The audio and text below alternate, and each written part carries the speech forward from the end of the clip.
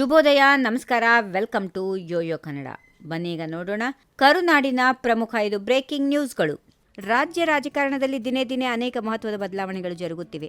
ಕಳೆದ ಕೆಲವು ದಿನಗಳಿಂದ ಸಿಎಂ ಸಿದ್ದರಾಮಯ್ಯ ಮತ್ತು ಡಿಸಿಎಂ ಡಿಕೆ ಶಿವಕುಮಾರ್ ನಡುವೆ ಕುರ್ಚಿ ಕದನ ನಡೆಯುತ್ತಿದೆ. ಇದರ ನಡುವೆ ಮಾಲೂರು ಜೆಡಿಎಸ್ ನಾಯಕರು ಕಾಂಗ್ರೆಸ್ ಪಕ್ಷಕ್ಕೆ ಸೇರ್ಪಡೆಯಾಗಿದ್ದಾರೆ. ಕರ್ನಾಟಕ ಸರ್ಕಾರ ಲೋಕೋಪಯೋಗಿ ಇಲಾಖೆ ಸಚಿವ ಸತೀಶ್ ಜಾರಕಿಹೊಳಿ ಹಾಗೂ ಶಾಸಕ ಕೆ.ವೈ. ನಂಜೇಗೌಡ ಅವರ ಸಮ್ಮುಖದಲ್ಲಿ ಬೆಂಗಳೂರಿನ ಅವರ ನಿವಾಸದಲ್ಲಿ ಮಾಲೂರು ವಾಲ್ಮೀಕಿ ನಾಯಕ ಮುಖಂಡ ಎನ್. ವೆಂಕಟರಮಣ ಜೆಡಿಎಸ್ ತೊರೆದು ಮರಳಿ ಮಾತೃ ಪಕ್ಷ ಕಾಂಗ್ರೆಸ್ ಪಕ್ಷಕ್ಕೆ ಸೇರ್ಪಡೆಯಾದರು.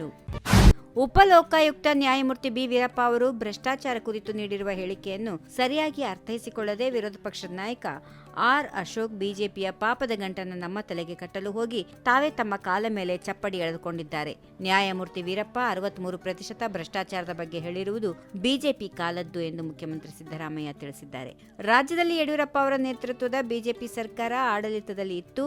ಆರ್. ಅಶೋಕ್ ಅವರು ಇಂದು ಲೋಕೋಪಯುಕ್ತರ ಮಾತನ್ನು ಸರಿಯಾಗಿ ಅರ್ಥೈಸಿಕೊಳ್ಳದೆ ಬಿಜೆಪಿಯ ಪಾಪದ ಗಂಟನ್ನು ನಮ್ಮ ತಲೆಗೆ ಕಟ್ಟಲು ಹೋಗಿ ತಮ್ಮ ಕಾಲ ಮೇಲೆ ತಾವೇ ಚಪ್ಪಡಿ ಎಳೆದುಕೊಂಡಿದ್ದಾರೆ ಎಂದರು.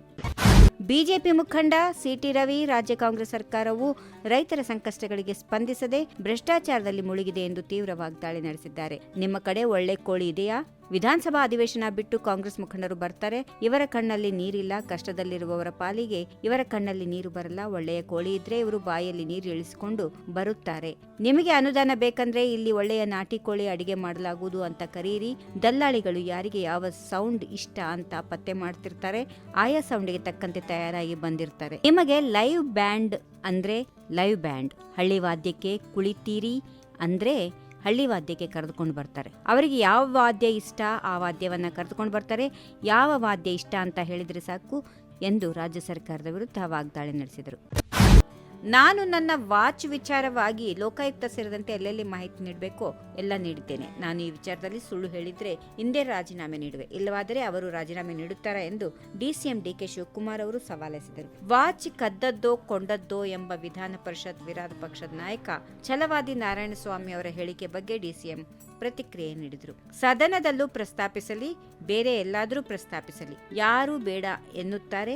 ದೇಶದ ಎಲ್ಲ ಕಡೆ ಚರ್ಚೆ ಮಾಡಲಿ. ನನ್ನ ದಾಖಲೆ ಅವರಿಗೆ ತೋರಿಸುವ ಅಗತ್ಯವಿಲ್ಲದವಾದರೂ ನಾನು ಆ ವಾಚ್ ಕದ್ದಿದ್ದೇನೆ ಎಂದು ಹೇಳಿದ್ದಾರಲ್ಲ, ಅದಕ್ಕೆ ತೋರಿಸಿರುವೆ ಎಂದು ತಿರುಗೇಟು ನೀಡಿದ್ದಾರೆ.